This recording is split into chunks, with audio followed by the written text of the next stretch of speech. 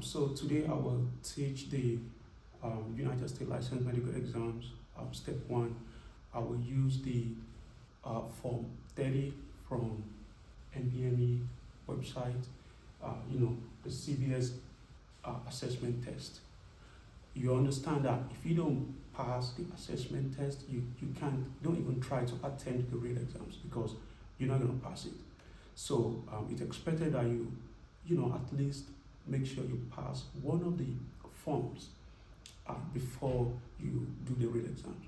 So you can go to their website and buy the exams and follow me because I'm not going to be able to read the questions one by one. I'm just going to bring out the key point, then we'll see why the answers are wrong or right. So today I will use Form 30, Block 1. Block 1 has 50 questions. Because it's a lot of questions, I'm just going to do the first 10 in Block 1 and we'll see how it goes. The first question is, you have a patient, 12-year-old, 12-year-old boy. He came to you. He's been bedwetting for a while. However, he urinates about, according to the questions, 10 to 15 times a day. Okay, so it says it's been consistent. However, when you check the urine gravity, it's about 1.003. Okay, but the key points, I think the takeaway for this question, it says the urine volume is about 7,600 mils. Okay, that's the volume, and the concentration is 230. Right, so what we have there is a large volume of urine with less concentration. So when you have that in a 12-year-old person or boy or a girl, and the question I'll ask, okay, what tumor affecting which of the following hypothalamic nuclei is the most likely involved? So we know the hypothalamus secretes the ADH hormone, right, the antidiuretic hormone, or the vasopressin. So when it secretes the ADHD hormone, it's stored and released at the posterior pituitary gland, right? So, and there's a tumor in the hypothalamus, then there will be a pathology in concentrating the urine. Then you have a lot of urine. However, there's a specific cells in the hypothalamus that secrete this urine, and that's what you call the supraoptic nucleus. Okay, so and that's the answer, the supraoptic nucleus. So I think that's option F. That's the answer. So, but the takeaway is you have the hypothalamus. It has this nucleus, right? That secretes ADHD, antidiuretic hormone. Now, if there's a pathology in this, you have what you call the central diabetes insipidus, right? The CDI, the central diabetes insipidus. That's what they describe in this question. So in CDI, you have large volume of urine, you have low concentrated urine, and you have every time the patient keeps urinating. So because the patient is not able to concentrate urine, is not able to reabsorb urine. And so for step 2, they will go ahead and ask, how can you treat, how can you manage this patient? So you can use the vasopressin, which is an ADH analog, all right? So you use the vasopressin, which is an analog of ADHD. And but we're not going to talk much about the other thing. For example, the hypothalamus, the nucleus in the hypothalamus secretes other hormones. For example, oxytocin. So that's let down, but they're not testing that one here. All right. So we're going to move on to the next question. Question 2. So in question 2, so they display an image. If you check your question, so it looks like a I call it unipolar image. All right, so it looks like this. It's asymmetrical. So, and you have, it looks like a brown color. And so they said this is a one-year-old presents with this, the newborn, and they ask you directly, like boom, which of the following is the most likely diagnosis? They just project the image and they ask you what's the diagnosis. So when you have a a spot, just one spot in a newborn, most of the times it's just it's just a condensed darkening of the skin, that what you call the cafe oleate spots. So you call it a cafe. I think it's from the French word, oleate spots. Again, that's the answer. But why? Because it's just one brown spot. It's not a lot. So this is a physiological case that you see in newborn. All right. It becomes pathological when you have more than 5 of these spots, and the size is more than 5 mm before puberty. Now, if you have more than 5, and if you have less than 5 and the size is more than 15 mm, that's also a pathology. All right. So there are 2 pathologies that you can see these, these spots. Okay. The first one is called the neurofibromatosis type 1, right? Or you call or the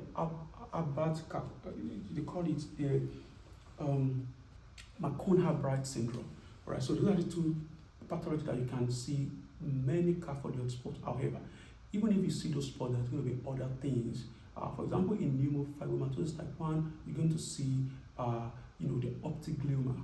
You're going to the Lischnick nodules. All right. So, but for this question, it's just one spot. It's a newborn. You don't have to worry about that. It's just physiological. Let's move on to the next question. So this is going to be question 3. All right. Question 3. So now we have a 43-year-old. All right. This man has cholecystitis, right? So it has nothing to do with the presentation. And you ask, can you go do ultrasound? Because that's the first thing you do when people have cholecystitis. So now, when you see the ultrasound, you discover that the patient has absent right kidney. All right. So this patient is 43 years old. He's been surviving on one kidney for 43 years, and there is no pathology. There's no problem. But now they're asking you, well, you don't have to do anything about it. The left kidney is fine and normal. The right is absent. Now they're asking you, what could be the pathology that happened, during what was the developmental pathology in this patient? That's what they're asking. So this is an embryology question. So I love embryology, anyways. But so there are 3 cells that kind of divide later to form the part of the excretory system. Okay, but the main one that forms the kidney is what we call the metanephros. The metanephros.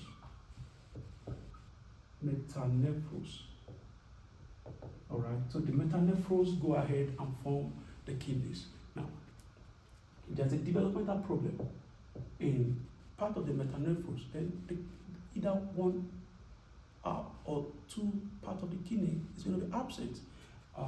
But however, you also should know some other parts of the cells that develop, to other parts of the kidney, but they degenerate along the line.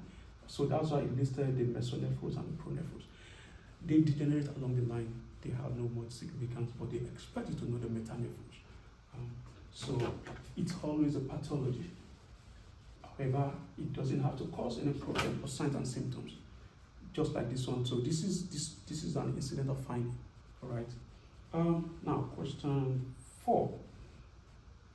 Right? Yes, this is a good question. It said you have a 57-year-old.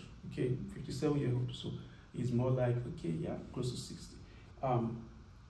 He dies after 5 days of stroke. All right. So, however, 2 years before he died. So when he was at 55, he had a progressive hypertension. Okay, to make it worse, he refused medications. So this patient, of course, he has hypertension. 2 years before he had stroke, he refused medications, whatever reason, I don't know. But he's asking you, before he died, just before he died, his BP, that's crazy, his BP was 220 divided by 110. So this is an hypertensive emergency, right? So because you already have an organ damage.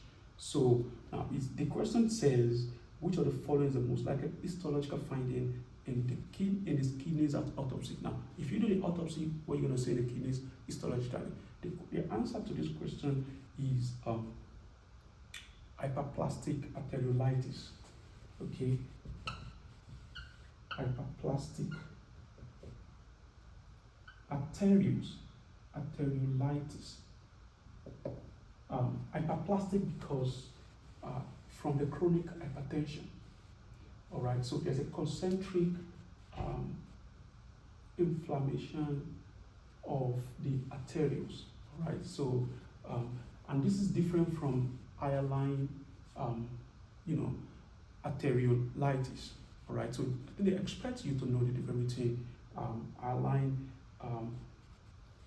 atherosclerosis and hyperplastic atherosclerosis. So hyperplastic atherosclerosis is probably most of the time is because of the chronic hypertension, while hyaline atherosclerosis is because you have deposition of proteins. So most of the time you talk about hyaline when you have amyloidosis, right? When you have chronic infections, especially in the kidneys. But when you talk about hyperplastic, then there is a problem with a long-term disease, most like chronic hypertension, right? So they listed other options like amyloidosis, nodular glomerulosclerosis, renal papillary necrosis, chronic polyneuropathitis. Now, especially amyloidosis, the presentation doesn't fit into those options. So we're going to move on without wasting time to question 5. Yeah, so if you have the question with you, there's an image that you have a man, is a man that has, they put an image, all right, he has some macular spots in his mouth, and the question also said those spots are also present in his, he said those, he's a 25-year-old, right? Then he has those spots, that was what's in the image, and they're also seen in the fingers and the toes, right? So, however, there's something so much interesting that this patient presented with 2 hours before. They said he has GI symptoms. What are the GI symptoms that they give? They say he has been vomiting, he has nausea, he has cramping. Again, they go ahead and do some studies. He said the stool test for occult blood is positive. That means he has a microscopic blood. When you look at the stool, there are blood in the stool microscopically. That's what it means. So now he asked, which of the following is likely diagnosis? You have a 45-year-old presenting with GI symptoms with those macular pigmentation. Most of the times, that is what you call the Peutz-Jeghers syndrome. All right, Peutz-Jeghers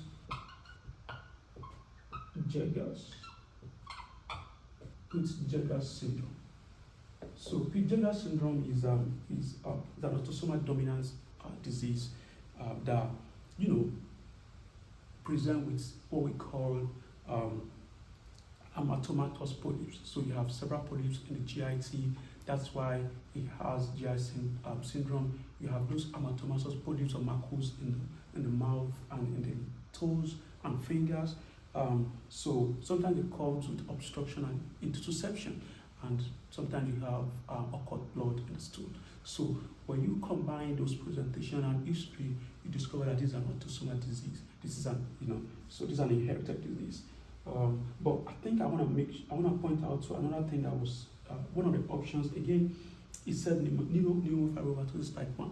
Yes, you can have amatomatous polyps in neurofibromatosis, but it's going to be located in the eyes. That's why you call it the lesion nodules. All right, so there are other things that can have amatomatous, but when you combine the macules in the fingers, in the toes, in the mouth, and you have GI symptoms, boom, that's most likely Peutz-Jeghers syndrome. We will move on to question 6. So question 6 says, what does it present? So you have this is interesting. I'm not going to read the question, but you have a 25-year-old. He had an injury about 10 days ago while lifting an heavy weight. So they actually set the weight, but it was heavy. Then he had an injury to what part of the body? This is anatomy actually. He had an injury to the right elbow. All right. And so in the question they said there's tenderness to palpation over the proximal aspect of the anterior forearm. So he has a tenderness here. Then again in the question he said he's able to flex the elbow. However, he's unable to flex the elbow or supinate against resistance. So he can actually do this.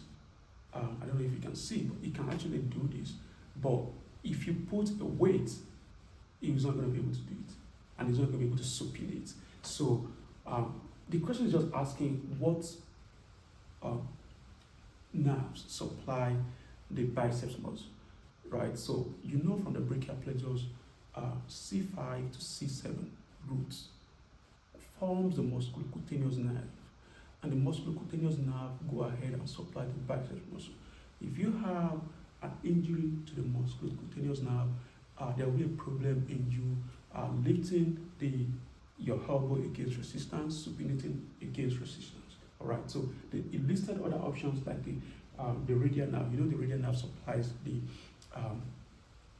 triceps muscle. So, but I think this is a bonus question in my opinion because it just boom, so the next question, question 7. Yeah. This is actually a very interesting question. Again, you have a 27-year-old. Always note the age. The 27-year-old. They said he came to you as a doctor 3 hours. Before he got to you, he has GI symptoms: nausea, vomiting. What other things? Abdominal pain, diarrhea. However, 24 hours, like the day before he came to you, he went to a wedding party and he had some food with some other guests, right? So after that, next day, himself, other guests started having symptoms of GI. And so he came to you, and now you did a test, or the laboratory, you did a test in the lab, they say he has what we call the Salmonella enterica. I think I need to know this. Salmonella enterica. So this is the strain of Salmonella bacteria. So, and now the question asked, okay, he said, which of the following is most likely to occur if this patient is treated with antibiotics? Ordinarily, Salmonella disease or Salmonella infection of the GI, they are self-limiting. They are you get over it after like 24 to 72 hours. Just rehydrate. However, you don't use antibiotics to treat them. However, if they become severe, all right, let's say the person is becoming unstable, he's having hypotension, and stuff like that. So he's having blood in the stool and stuff like that. Then you can use antibiotics so that it can cure the person on time. However, now if you use antibiotics, what it means is that you're going to have the patient shedding the bacteria in the stool for a longer period of time.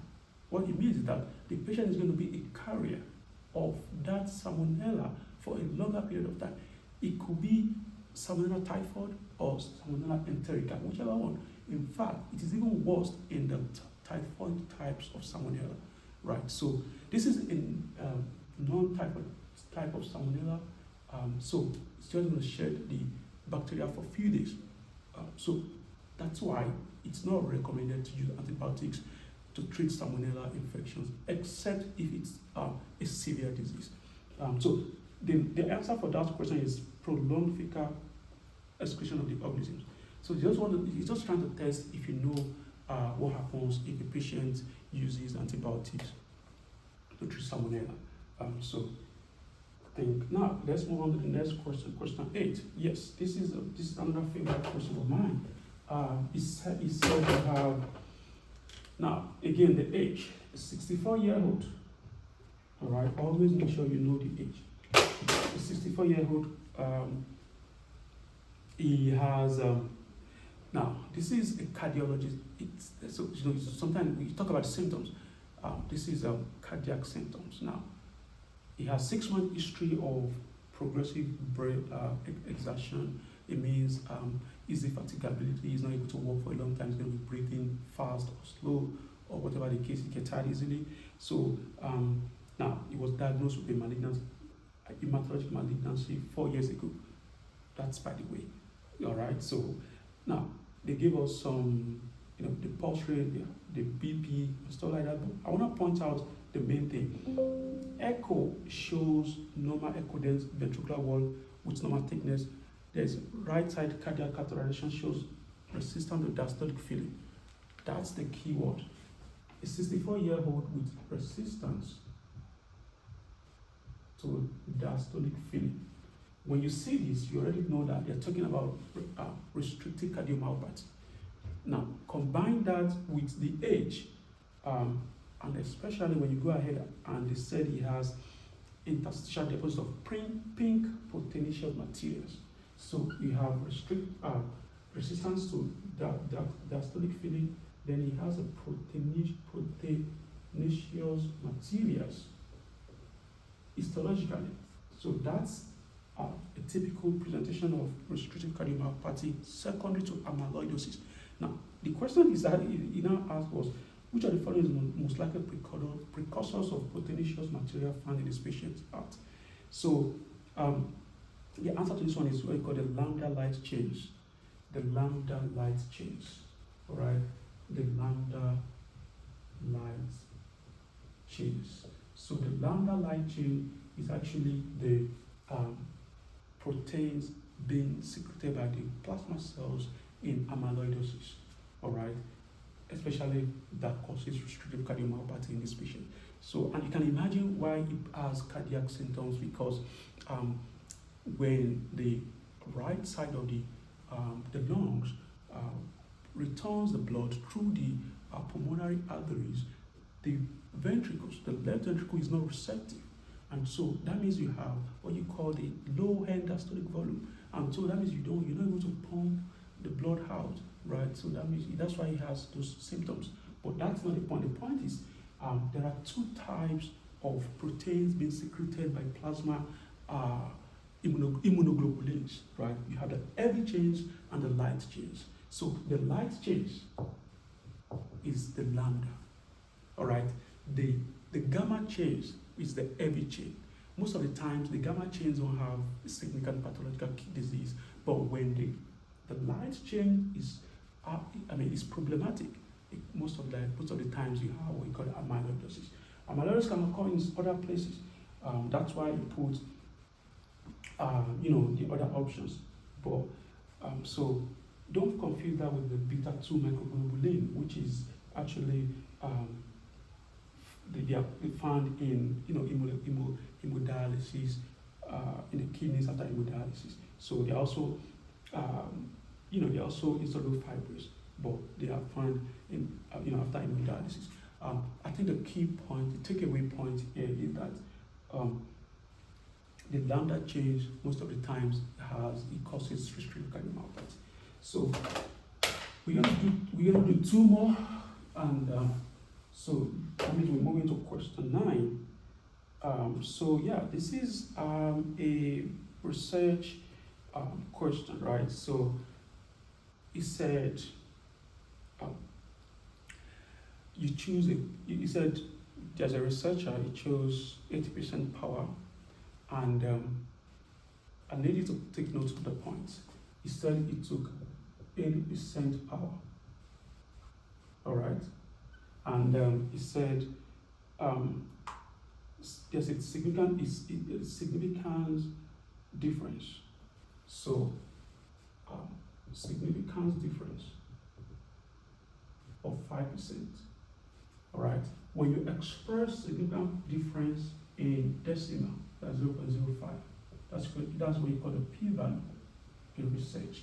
So he has choose the p-value of 0.5. He has a power of 80. Now he now said this is where the key point is. He said if there really is no difference between the two groups overall, so what kind of error has been committed? So once you see, there are two types of hypotheses. Okay, you have the null hypothesis and the alternate hypothesis.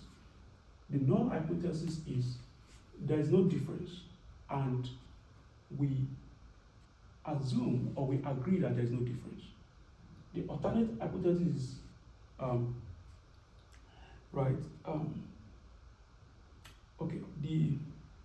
I take that back. Yes, there's no difference. The alternate hypothesis is that there's a difference, and we suggest that there's a difference. So if you make error in any of that, then you probably have committed either type 1 error or type 2 error. So if you make an error in null hypothesis, it's a type 1 error. If you make error in alternate hypothesis, it's type 2 error. So this question was asking this person assume that there's no difference and there is no difference, which kind of error could have been committed? So it's 5%, the option C, 5% type 1 error. All right, so I think, in my opinion, if you know this, it's also a bonus mark because it's a straightforward question. But I think some other times they want to test how do you avoid type 1 error, how do you avoid type 2 error. I think sometimes they go ahead and test that. So if you want to avoid type 1 error, type 1 error, you increase the power. If you want to avoid type 2 error, you increase the sample size. Right, yeah, I'm not mistaken. So I think I learned that in public health. All right, so we're going to do the last one. So question 10 in block 1, form 30. So yeah, it said, and that's why sometimes it's good to know the age. He said a 92-year-old man, it came to you, he said, now he diverted, trying to divert your attention. He said it came with progressive dementia. However, he has a large purity lesions. That's the key. He has puritic lesions where on the dorsum of both forearms and the hands. Okay, so the family says there's no abuse, but however they said it's been recurring. It comes and go. All right, so he now asked, and then he said the platelet count is normal. Okay, so he told you don't think about platelet pathology. He said which of the following is the most likely expansion of the purpura, so like the purpura lesions. So when you have purpura lesions, purpura lesion actually going to blanch if you press it. Then it comes and goes. Especially an elderly man in sun exposed area, that's what you call option B, atrophy of the dermal collagen. Right? We call it the atrophy of the dermal collagen. So atrophy means you have the collagens of the skin, they are, let's say, regressing. All right. So this is what you call the senile purpura. It's actually very common in elderly people, especially elderly people that use coagulants. All right. So that will be the end of this video. Let me see if you like them. Then we can probably continue and do more questions. But I appreciate learning with you. It's been fun to learn with you and to teach.